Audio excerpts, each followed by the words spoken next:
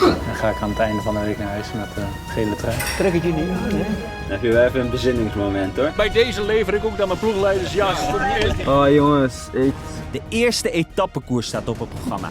Een 5-daagse wedstrijd dwars door Nederland. Kunnen we het eindklassement van de Olympia's Tour binnenslepen? Dit is onze jacht op geel.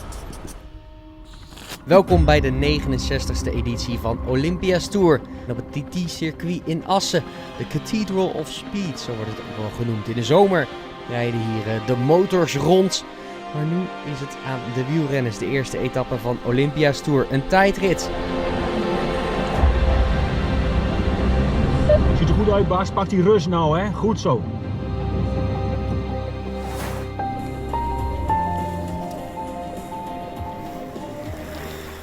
Aankomst hier van Bas Tietema met een eindtijd van 12 minuten en 14 seconden. hot seat? Tevreden? Jazeker. Mooie tijd. Ja, Bas heeft ook vandaag bewust als eerste starten. Waarmee hij zeg maar, al zijn ervaringen kan delen aan andere mannen. Thomas meegereden met jou, zag ik? Thomas is meegereden en Jordan is meegereden om de ideale lijnen van Bas te bekijken wat er wel of niet mogelijk is. Waar kun je doortrappen, waar kun je niet doortrappen. Kijk hoe hij de bocht neemt. Hij had eerder kunnen trappen, zag je dat? Dat is wel oké. Ik merk alleen gewoon. Maar het gewoon, ik verlies het omdat ik op een gegeven moment niet die... Ik zit dan gewoon op mijn limiet. Nou, je rijdt hartstikke goed, je blijft stilzitten. Echt goed, maar echt blij zijn op dit moment hoe je ervoor staat. We hebben vandaag een speciale gast trouwens. Rob heeft wat mensen uitgenodigd van zijn foundation, de Maartens Foundation. Met samen een paar mensen, die zijn vandaag de gast in de pitbox. Superleuk. Misschien willen de gasten ook wel koffie. Kan hè? Ik heb een lekker bakje Caldi koffie voor Rob. Rob, dat is heel lekker Caldi koffie. Ik ben sowieso al koffiefreak, maar ik heb nooit geweten dat er in bonen zoveel verschil zat. En dit is echt top. Dit is de lekkerste hè? Ja, dit is is tombonen. tombonen, ja. Jury. Zo, dit is echt een heel goed bruggetje. Dit is er binnenkomen hè? Buiten binnen, hè? Wanneer ben je net echt pijn te doen? Vanaf de start. Het is een hele moeilijke afstand. Je moet net verdelen, bij een proloog zijn vaak 6 kilometer of zo. Ja. En dan tussen indelen en het niet indelen. Ja. 1500 meter schaatsen, ook zo.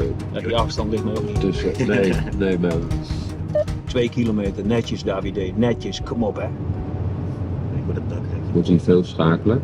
Nee, automaat. Oh, hi. Ja,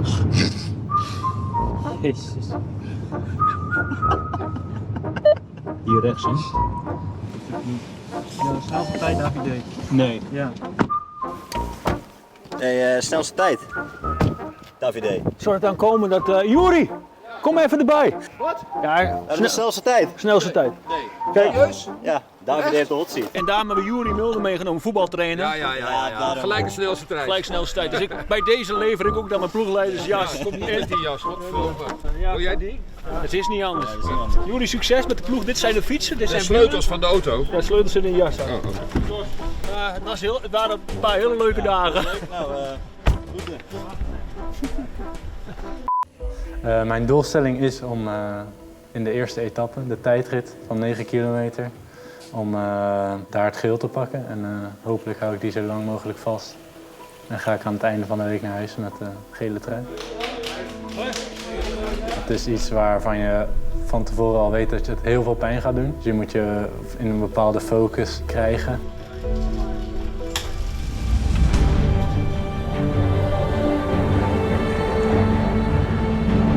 Ik dacht dat het droog ging worden. Nee, Weerman Tietema heeft het niet helemaal bij het juiste eind. Want het regent nog steeds, of misschien wel harder dan eerst. Maar al onze renners zijn geweest. Ja. Alleen Kopecki Kopecki. komt straks door voor zijn tussenronde. Maar het is verraderlijk hoor. Wind en weer beïnvloedt natuurlijk wel. Hij hoeft niet te winnen. Hij moet gewoon goed in het klassement komen. Dat is belangrijk.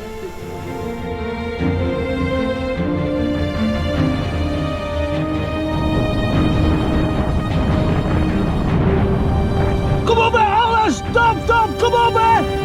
Super!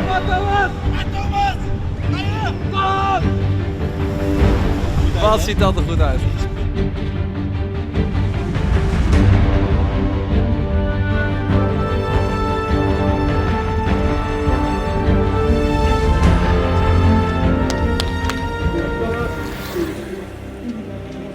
11, 18. 16e. Aankomstjuist van Maastricht, de zigzag. Neemt zich de tijd van de aankomst van Jan Lindeman. Ging het? Zwaar teleurstellend. Ja? Het begon super goed, maar ik kon het niet houden.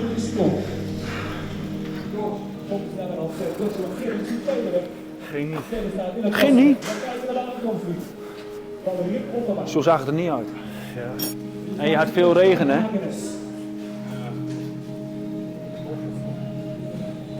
Bas, die had gewoon die had windstiel en droog. Hey. Trek het je niet aan, hè? Er is niks aan de hand, hè? Nou ja, ik ben gewoon een beetje teleurgesteld. Dat mag. Dat mag er ook, ja. Dat mag.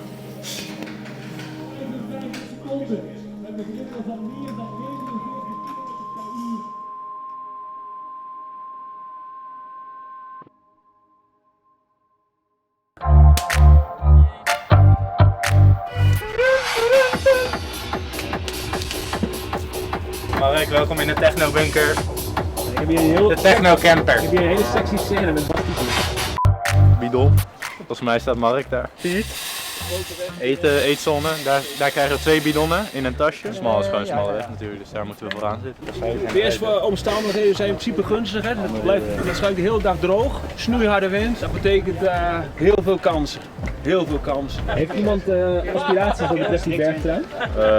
Kijk, als we er zitten dan zullen we hem natuurlijk even proberen mee te snoepen, maar het is geen doel. De manier zoals we gisteren hebben besproken, van we zijn één team van start tot finish. Als jullie straks vertrekken, dan luister naar de kapitein, Bas.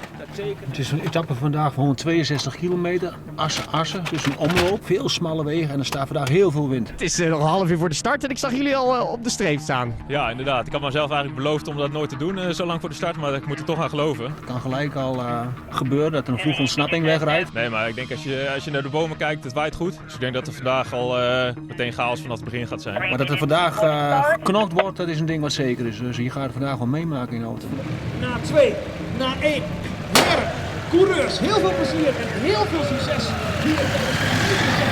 Renners gingen op pad voor dus die 162 kilometer. Tijdens wat ook wel genoemd wordt de dorpenomloop Drenthe. We doen hier verschillende dorpjes aan en komen dan uiteindelijk weer terug in Assen.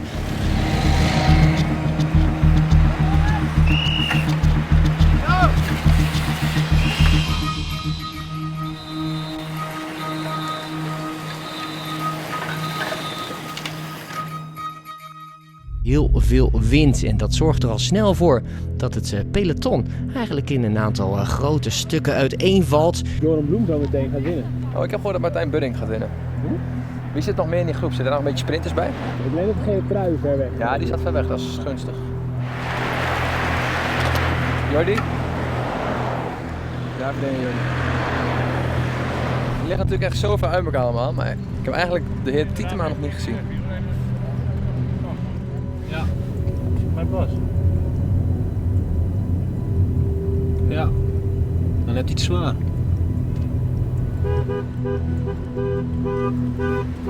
Moet je bidon, Bas?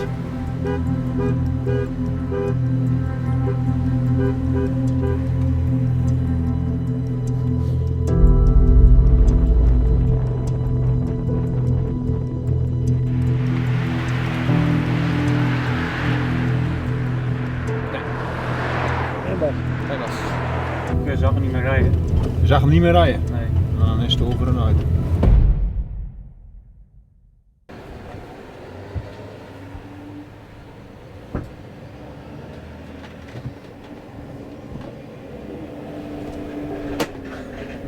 Wat hoort? Wat er is gebeurd. Nou, vanochtend met dat weer. Ik weet zeg maar dat ik weet dat ik fysiek niet bij de beste zit. Dat weet ik. Ik kan best wel oké fietsen. Maar ook mijn rollende ploeg is niet het sterkste omdat ik het hardst fiets. Maar wel denk ik om iedereen zeg maar te laten geloven dat we die gele truien kunnen winnen. Dat iedereen zijn rol daarin kent.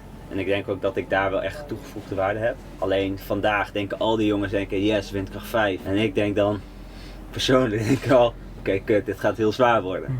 Ja, dat. Waar ben je uitgestapt uiteindelijk? Weet je dat nog niet? Uitgestapt, ik kwam op een gegeven moment gewoon... Ik was ook wel echt slecht aan mijn gedaan. Nou, 90 kilometer of zo. Maar, want wij konden je op een gegeven moment ook niet meer zien, maar ben je ergens ingestapt dan? Of? Nee, gewoon terug op de fiets in Assen. Met windkracht. Dan heb je wel even een bezinningsmoment hoor. Als je dan nog 20 kilometer wind tegen naar Assen terug moet fietsen. Maar we zitten met z'n drieën in de eerste groep hè? Zeker man. Als ik gewoon fysiek oké ben, denk ik ook dat ik nog steeds wel gewoon een hele goede rol heb in het team waarbij dat niet per se fysiek is. Ja, dat is gewoon even heel vervelend en dat is wel een klein beetje een... Ik wil het gerust wel een domper noemen, omdat je echt een teamsmede bent. En Bas is daar best wel een bouwsteen in. Maar aan de andere kant is het ook zo dat Bas daar niet een afhankelijke bouwsteen in is. En wat ik al in het begin ook zei, van, hij heeft ook iets meer tijd nodig om op zijn conditieniveau te komen. En die eerlijke tijd moet hem ook gunnen. Dat moet allemaal een beetje een plek krijgen. Maar nogmaals, we zijn niet bij de finish, dus we doen nog volop mee. We zien het goed. Nog 3 kilometer te gaan. Met deze 8 man gaan we de finale in. En dan is het opletten. Wie gaat hier winnen? Joren op kop? Joren Bloem zit in ieder geval een tijdje in het laatste wiel. Ik heb zo'n vermoeden dat hij volledig gaat gokken op zijn sprinten. Dat is ook niet zo gek hoor. Joren. Ze zitten tussen de bomen. Ze kunnen de finish al zien. Bram Dissel op kop van het peloton.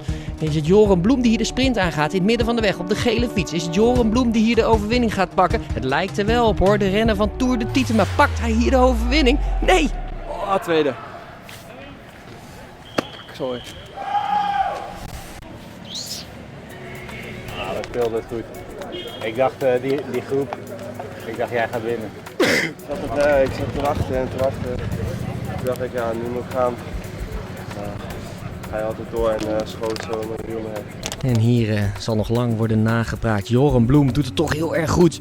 Ging de sprint van vroeg aan, maar werd nog geklopt door Max Kroon. Ik wist dat ik wel een goede sprint kan rijden. Ik had niet de beste benen vandaag. Helaas ging ik te vroeg aan en kon Max zo op me mee liften en zo over me heen klappen de laatste 50 meter. Nou, jij deed ook slim, want je weet als ze terugkomen dan rijdt Koen. Dat is het spel dat je moet spelen natuurlijk. Hij staat toch wel hier ietsje verder. We zien Rick Ottema, 20 seconden achterstand. Joren Bloem op 21 seconden. En ga zo maar door. Mooie top 10 waar nog heel veel kan gebeuren.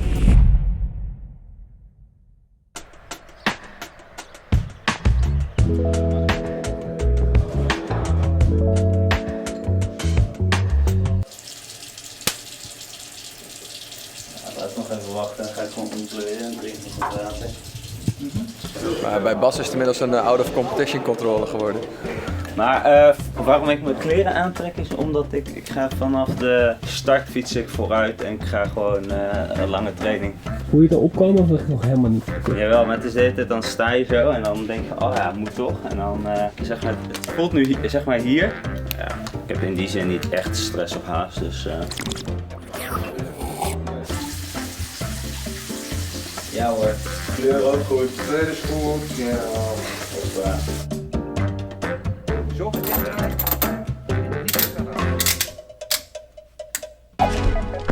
Hey, collega. Hey. Wel mooi dat ik een dagje mee mag. Mooi hè? Ja, echt zin in. Welkom in Drenthe voor de 3e dag op rij. Welkom in deze fietsprovincie. Allemaal oude rituelen komen weer naar boven. Ja? Dat is gewoon 25 jaar niet gedaan. Mooi toch? Voor de boys hè? Vooral wind tegen en schuin. En dat is wel het ideale recept voor waaiers. Oké, update koers. Het zijn ongeveer 20 man weg met daarbij voor Martijn, David, Thomas, Jordi is de enige achterblijver. Dat tussen groep 1 en groep 2, 20 seconden. Zonnewacht, 81. Van broeder jongens maar ja. Appel en een bruin broodje met kaas. Zo, overdag eten ze een broodje, maar s'avonds zitten ze bij een 3 sterren. Maar de kopgroep is ondertussen op de Lemelenberg. En dat betekent dat we gaan sprinten voor de bergpunt. Kom. Als je hem pakt, hebben we in ieder geval onze eerste trui als ploeg. Hey, dat is ook wel een mijlpaal, toch? En die bergpunten die zijn vandaag voor Thomas Kopecky. Lekker, dat is het. 1 en 3. Maak ze onze eerste trui, jongen. Hey. Het gat is ook een heel stuk groter. Eerste trui. Thomas, Thomas zei, en dan hoef je niet elke dag zo vroeg naar de start te gaan, want die mogen altijd als eerste opgesteld worden. En hij zei, nou, het lijkt me een mooi doel om te beginnen, hoef ik morgen niet zo vroeg daarheen. Nou, net als gisteren is de hele wedstrijd door de wind in allemaal stukken gebroken. Zoals het plan was, zitten eigenlijk de beste mensen mee. Thomas en Joren, die kunnen hier een klassement gaan rijden, die zitten mee. En ook Davide en Martijn. Ja, 1-10. Klasse, jongens! Berg helemaal leeg. Is goed, jongen, is goed. Fantastisch gereden. Blijven drinken. Blijven drinken. Hè? Hey man. Rick. En een aantal jongens die goed in het klassement zijn, die zijn er tussenuit gevallen. De nummer 2 of de nummer 3 is eruit. Dus iedereen schuift op in het algemeen klassement. Ik denk ook nog wel dat er grote kansen zijn voor de ritoverwinning. Opleiding. Net heel gek was dat de borden van de route op de koers recht stonden, hè? Oh ja? Ja. We zagen de bordjes 30 kilometer, 25. Er is dus een omleiding geweest. Ja, toen hield het op en iedereen was echt van, ja, nu moet er ergens de finish zijn. Wegomlegging in Heemse, zegt hij. 35 seconds to get between the first and second group. Please keep cars behind the Het was eigenlijk één grote chaos en daardoor ontspoorden wij ook als team een beetje van, ja, wat moeten we nou doen? En 20 seconds to get between the first and second group. 15 leiders, 15 seconden. echt heel zonde en daardoor is ook 12 seconds. ja, het peloton onder andere terug kunnen komen in de laatste 3 kilometer. Ja, wat ook niet meer dat het in rechte lijn is. To get between the first and second group. 5 seconds. Want het is wel gewoon 10 kilometer extra wat we hebben gereden en ja, de laatste 15 kilometer hadden we nog een minuut voorsprong. Dus. Jammer. You maybe already noticed that we have a small deviation because of an accident with blocking our route to the finish line. Kom je nu nog mee? Als we maar niet weer tweede worden. We gaan hier sprinten in de straten van Ruurlo. Het zijn de mannen van Uno X, Blikra, die vroeg op kop gaat en gaat hier de sprint winnen. Het ziet ernaar uit hoor. Ja. Erlen Blikra wint hier de sprint en dat doet hij voor Koen Vermeldvoort en Martijn Budding. Derde. Zonde. Winner of this chase, number 211. 11, Erlen Blikra. Nee, van de dag. En dat zijn dingetjes dat je denkt van ja, daar had de jury beter kunnen aangeven en op die manier hadden we misschien wel weg kunnen blijven. Ik weet niet of dat was gelukt, maar...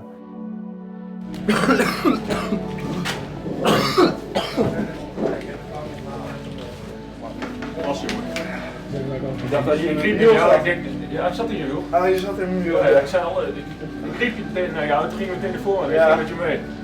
Ik kwam er goed tussendoor, je zaten gewoon fucking vierde. Nog maar op voor die wedstrijden van morgen, want hij komt dichter en dichter. Voor Volker Wessels, Koen Vermeldvoort.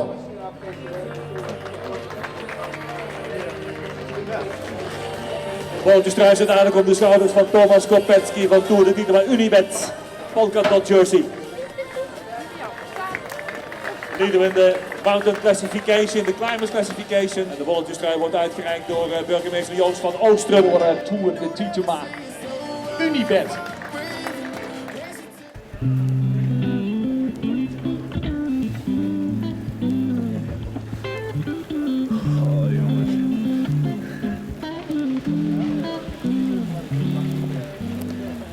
Hey, Jos. Dus op die open koer, dat wil je nog niet, hè? Gaat er jongen. Nee. Die waaien en dan... Meer zeker. Koud. Ja. En de prikkels. Dat truitje, hè? Die is binnen. Je hebt ik nog de straks op jou. Dat is wel. Het is een hele pittige koers en ik hoor jullie zeggen, heb ik zo afgezien, maar jongens. Het is echt een hele zware Olympia Tour.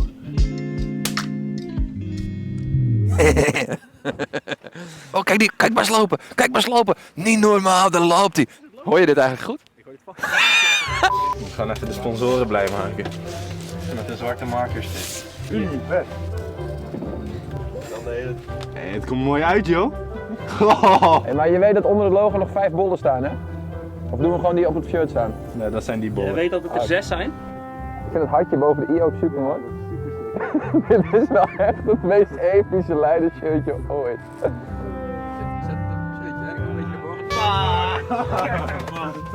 Volgens de huisstijl van Univet. Het waait een beetje in Nederland. Het is hier zeg maar 11 graden. Een beetje donker bewolkt. Ik zie wat wolkjes overkomen. Het zou zomaar kunnen gaan regenen hier in Nederland. We zijn in Neede voor de 4e etappe van Olympia's Tour 2023. Succes boys! En niet alleen met 5 over, ze doen ook nog eens een keer mee voor dat algemene klassement. Want Joran Bloem staat 4e op 21 seconden van de leider.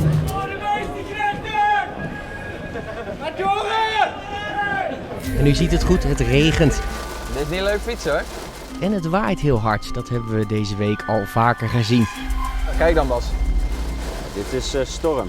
Ja, maar ook gewoon die wind vol zuien achter. Het is nog erger dan de eerste dag en nog erger dan de tweede dag dit. Kijk, hier kunnen wij gewoon staan natuurlijk. Maar dit is wel een goed puntje, hier kunnen we lekker in de auto blijven zitten. Ze hebben wind tegen daar denk ik. Martijn goed mee. Thomas. Oké. Hier Davide. Joran daar. Ben je er niks vandaag? Je hebt niks kracht. Davide, probeer er doorheen te komen. Als het niet meer gaat, gaat het niet hè. Zo hè? Ja. Oefenen. Gijs pakken. Was goed hè? Ja, goed. Het is een beetje een high five. Kijk, ja. je kan hem zo high fiven. Dat je dat, maar je moet. Je voelt, je hoort dat wel.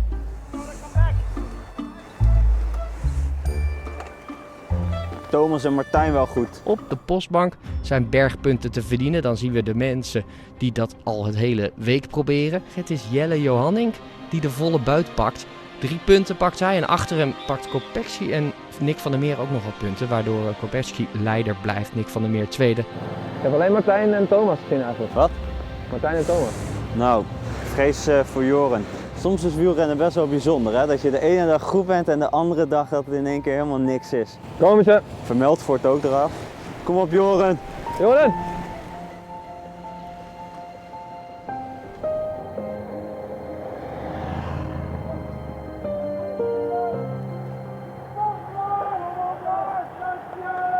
Niemand van ons hier voorin? Er is helemaal niemand joh. Nog niemand? What the fuck? Kom on Thomas! Kom on! Slecht, we hebben de hele slag gemist joh. Martijn!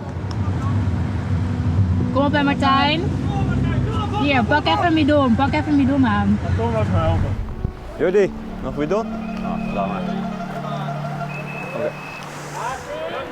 Het zag er niet best uit dit, hè? Het zag er heel slecht uit dit. Martijn zei ook tegen Rob, rijd maar door, want Rob zat ernaast met de auto. Martijn deed zo. Dat is natuurlijk niet het meest gunstige teken om te geven aan een ploegleider. Op een berg. Het zijn 3-4 groepen Bas nu. Ja? Ja, het zijn 3-4 groepen. Ja, maar ze hebben het nu vol op de kant hè. Zij komen net van dezelfde richting als wij nu. Dus zit die tweede groep er echt tering ver achter. Weet jij hoeveel het is, Max? Ongeveer 1 minuut. Is Thomas niet terug?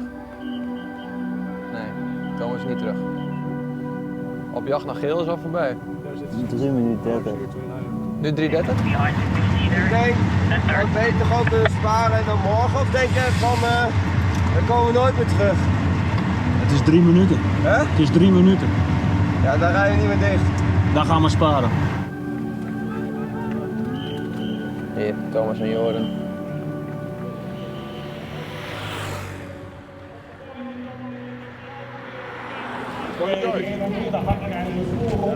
Dat is niet best.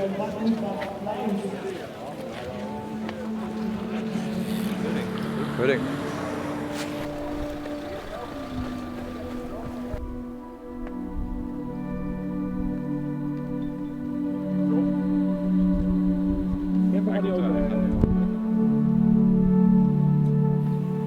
Goedendag. Ja.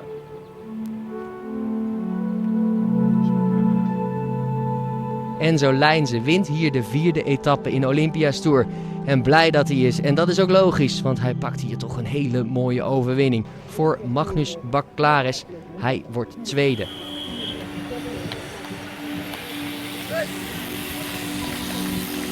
Jongens. Ik winnen op je schouder. Tuurlijk. Is nodig? Hé? Ja, het is toch een beetje nodig, hè? Kom maar. Toch een beetje nodig, hè? Kom maar naar binnen. Dat was niet leuk, hè? Dat was niet leuk, hè? Ja, ik hoor het. Niks aan te doen. Gebeurt. Nou, even omkleden, warm, zorg dat je warm, dan gaan we naar het podium. Halen we in ieder geval die bloemen even op. Ja? Die zijn voor jou, die nemen ons niet meer af. Kom maatje, even naar de camper. Duistere bladzijde. Gaat-ie?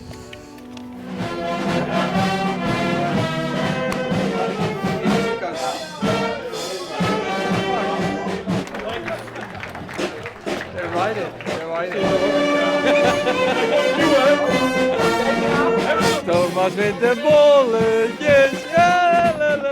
Oh, jij hoort mij ook, hè? Kutzooi. Hoe voel jij je? Hey. Is dat het antwoord? Lukt het?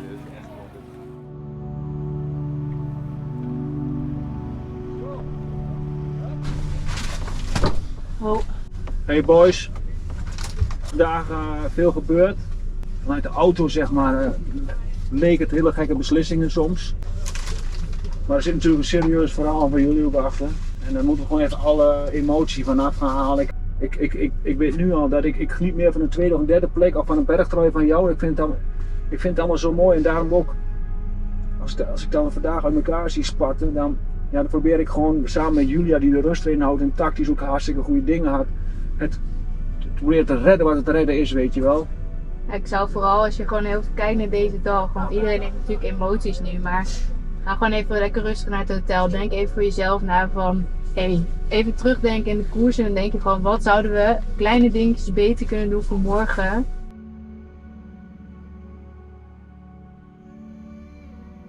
De wind is wel iets minder geworden, maar eerst wil ik toch nog even teruggaan naar gisteren. Want dit gebeurde er gisteren in Tiel. Martijn Bunning, hij won een paar jaar geleden hier in Limburg de Ronde van Limburg.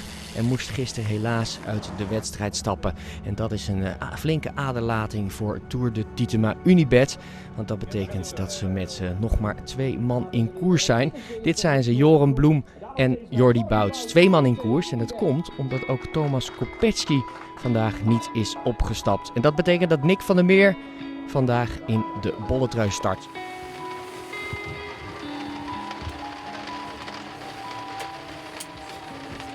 Oei.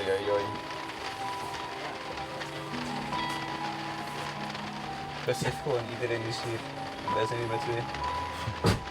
Er lopen gewoon 80 man buiten. Want ja, beter kunnen we niet hebben, toch? Gezellig plus. Ja. Wat van mij doen vandaag? Aan deze kant van het bed liggen, denk ik dan. Nee, we doen nu al zo. Maar de... Hugo, dit is even privé, ik heb het Dit is even us-time, Hugo. Zie het maar als een eerste selectie deze regen.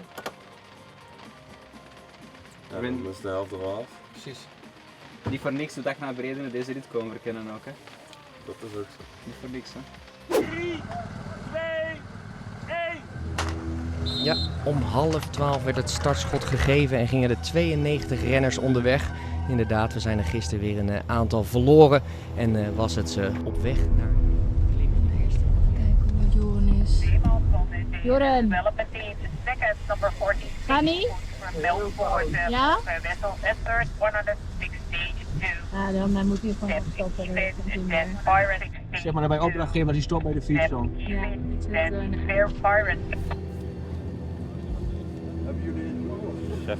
Julia zegt nu ook dat iemand een opvang opkomt op de berg. Joris stapt af. Afstand?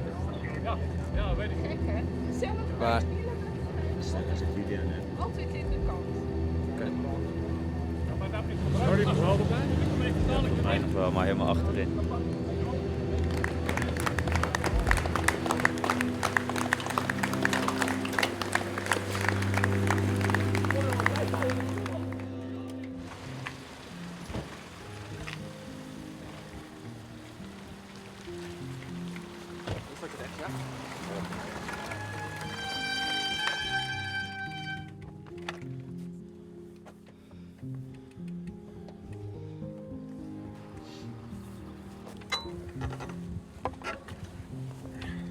Hoi. Ik zit al onderweg in de auto terug. Ja, ik begreep het al. Klote man. Ja, ik weet niet. Ging niet zo best. Ging niet? Ja, die kou, daar moet ik nog even leren mee om te gaan. Nou, een beetje koude training gaan doen in Noorwegen of zo. Ja, zoiets.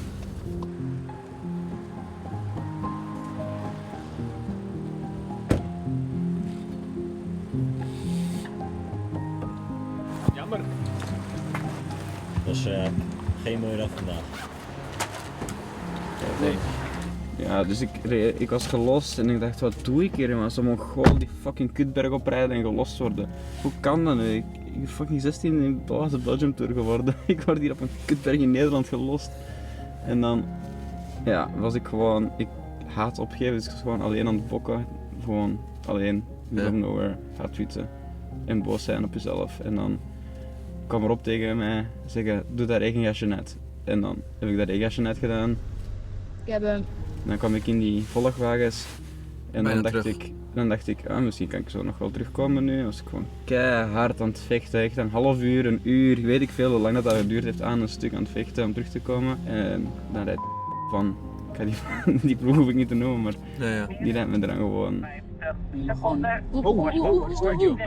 zit op die... Godsamme. Ja, ik weet niet, die rijdt opeens heel hard en dan remt hij opeens heel hard. En dan rijd ik daar gewoon los in van achter. Werd hij nou van de weg gereden? Ja, hij werd zo die stoep ingereden. Hij zat achter die auto. Het leek wel alsof hij... Die is klaar. Ja, toen was het wel echt klaar. Je kunt karakter hebben, maar dat houdt ook op een gegeven moment. Op een gegeven moment is het heel klaar.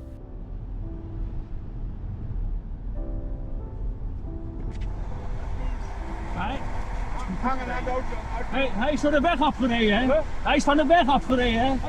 De fiets staat kapot op de auto. 20 seconds. Ja, 75. Maar jury, dat is toch niet eerlijk? Hij is van de weg afgereden. Hij jongen in de auto en dat mag niet. Oké. Dat is toch ook maar een brute sport, hè? Ja, bestaat er soms nog iets bruter misschien? Ja. Daarom doen we dat toch, of niet? Oh jongens, echt. Trots zijn op jezelf, man. Hey? Ja, een beetje toch. 100% gestreden. Wel Alles gestreden, eruit hè? gehaald. Wel gestreden. Alles eruit gehaald, dat is het enige wat je kan. Wat Julia zei, gewoon weer terug naar de basis. En vertrouwen. Gewoon verder soldaten. Tot de volgende. Precies. Maar uiteindelijk hoort het gewoon bij het grillige pad om de top profwielrenner te worden, wat jullie graag willen worden. En we gaan gewoon verder met die droom. En we hebben allemaal deze week heel veel geleerd en eigenlijk was dat onze grootste doelstelling. Hoe kunnen we nog beter worden, hoe kunnen we nog meer gaan leren? En dat hebben we gedaan. En het is misschien een dooddoener, maar ja, als we hier de gele trui hadden gehaald, was het natuurlijk sportief gezien een droom geweest. Maar dit geeft ook wel echt de waarheid aan dat we nog heel veel moeten leren. Iedereen, ik, renners, staf, allemaal. En ik denk dat we die gretigheid vast moeten houden en ook wel trots moeten zijn wat we deze week mee hebben gemaakt. Met een fantastische proloog. De eerste 2 etappes, 2 en 3. En nou ja, gisteren ging het mis, vandaag gaat het dan mis. Ja, het hoort erbij. En misschien denken ze nou, is die Tour de Titema nou? Nou, we zijn heel snel weer terug. Maar we moeten gewoon zelf ook weten waar we vandaan komen en waar we naartoe willen. En die stap hebben we deze week wel gezet.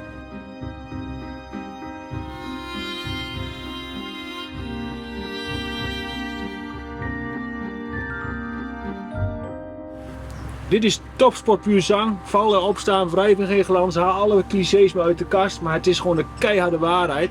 Als je een droom wil bereiken, dan moet je af en toe flink over de asfalt. En dan heb je wondjes en dat heel vanzelf weer. En zo staan we er als team er ook voor.